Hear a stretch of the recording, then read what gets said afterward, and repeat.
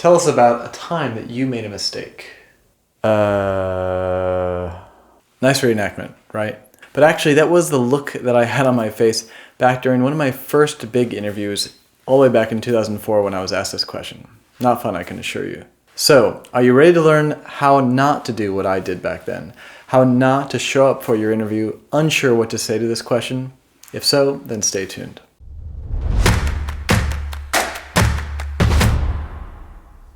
Hi there, I'm Kevin from Interview Victory. And I get it, nobody wants to talk about their screw-ups. Nobody likes to admit when they've messed up, especially in any kind of interview situation. Even if it was a long time ago, and even if they didn't know any better at that time. That said, what do I see a lot of candidates do when attempting to answer this question in a job or an academic interview? Easy. A lot of them will try not to answer this question by saying they haven't made any major mistakes. Yeah, right, like anyone believes that. Let me be clear.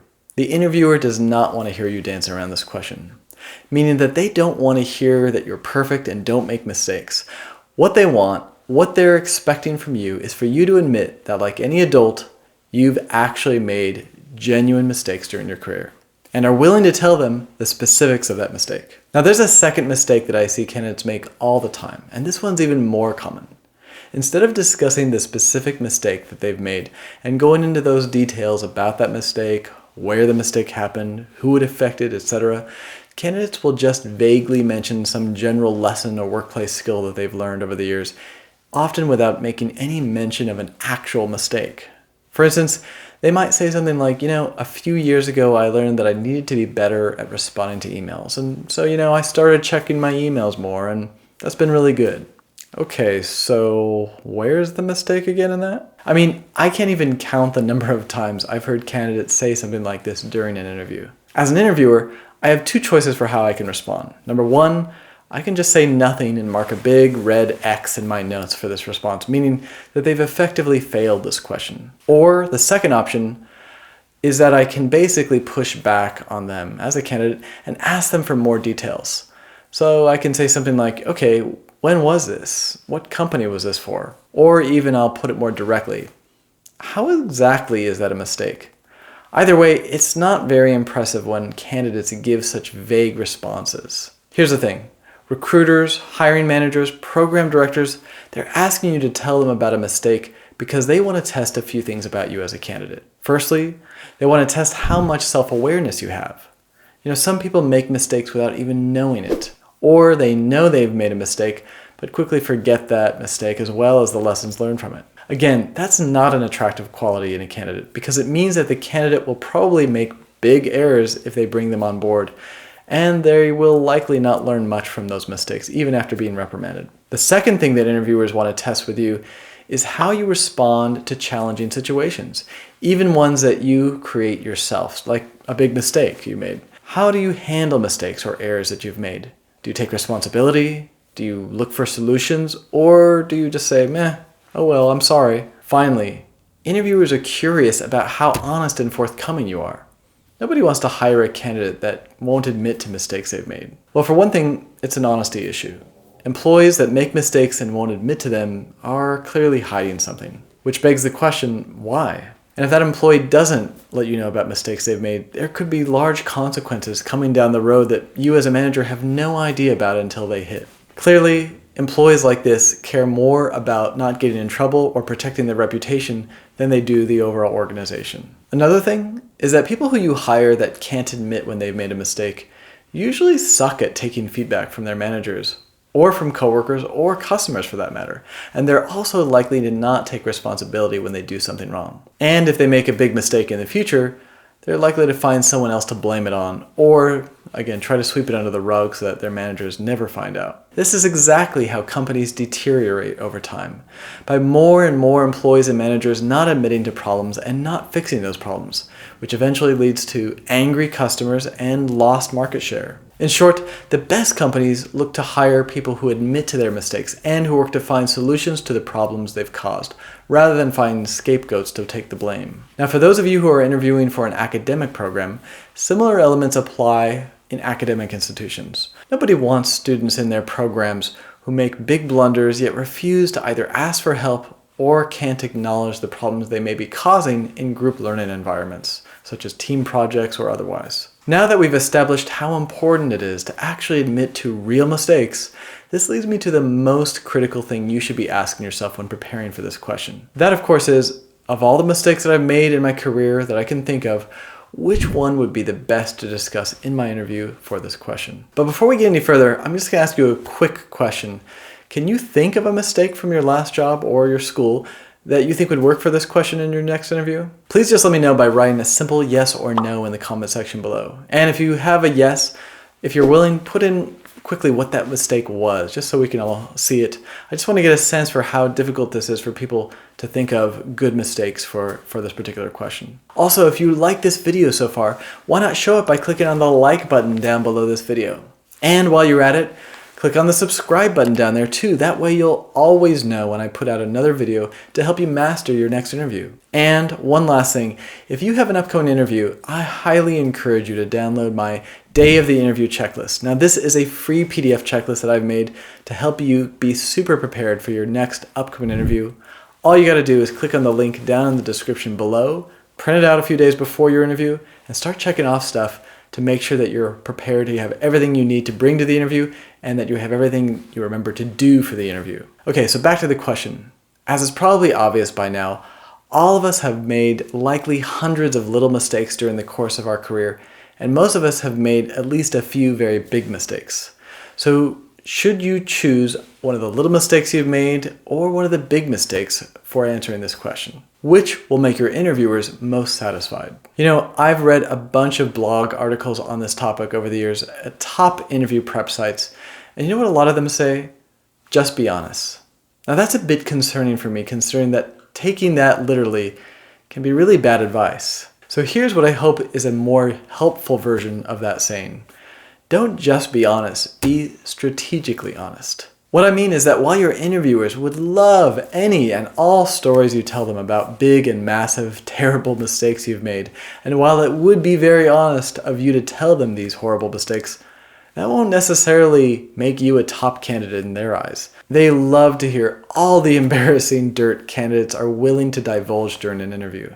Why? Well, because it makes their job easier. Instead of having to decide between 5 top applicants, they can now reduce it down to only 4 applicants, because you've automatically disqualified yourself with an unforgivable story in their eyes. And 4 candidates to choose from is easier than 5, right? So make sure to really think about which mistake from your past you're going to use.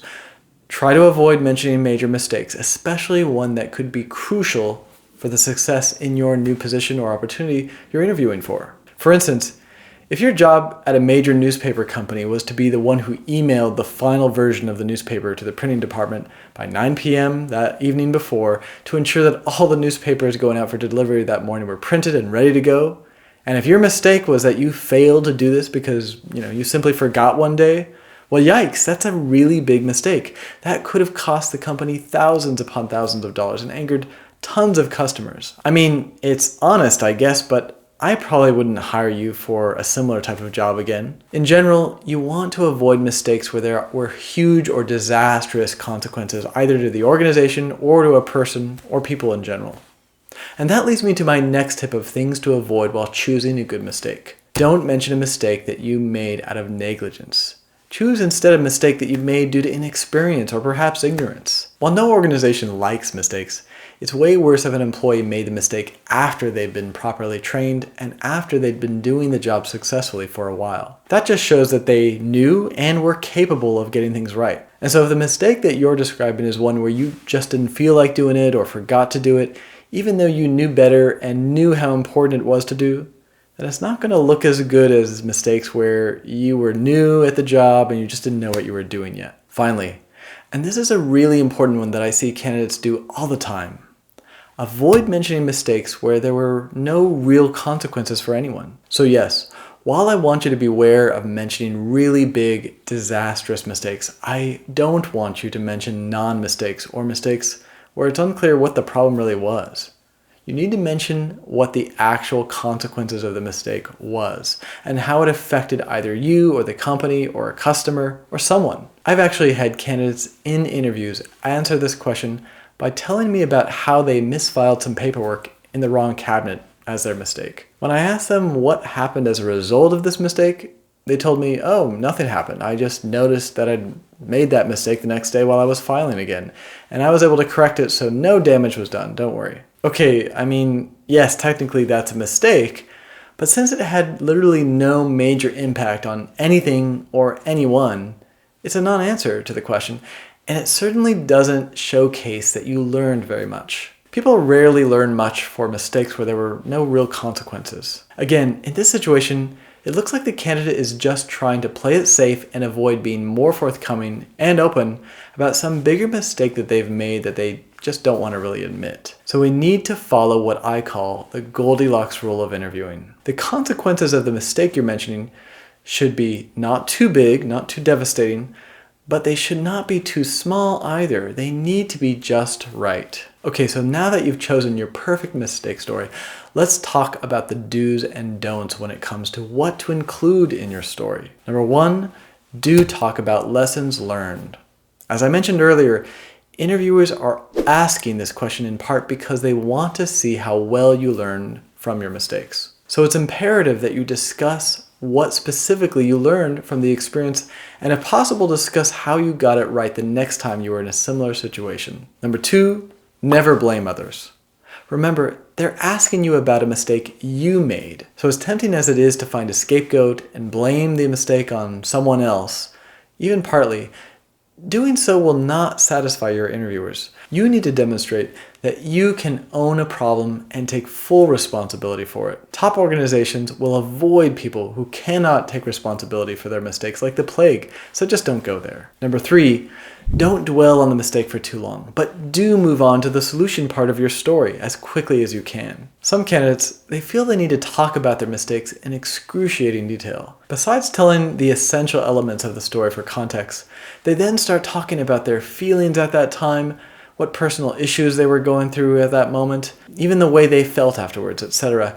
Too much. Just say enough about it to satisfy the interviewers and then quickly move on to how you rectified this situation once you learned of your mistake. The more you dramatize your mistake, the more it sticks in their mind, and the more you run the risk of them having second thoughts about your decision-making skills. Number four, do always end with gratitude. After you've discussed what you did to fix or resolve the issue caused by your mistake, and you've talked about what you've learned, make sure you end your response with the fact that you are grateful for the experience. Basically, even though you would certainly do things differently if you could go back in time, you're grateful that you had the chance to learn from it, and it's made you a better fill in the blank, better nurse, engineer, project manager, etc. This is how you master this question. Alright, so my hope is that you found this video helpful and that you now have a good idea of what you're going to say at your next interview when asked this question. If you want to get deeper into the nitty-gritty of how to craft great responses to questions similar to this one,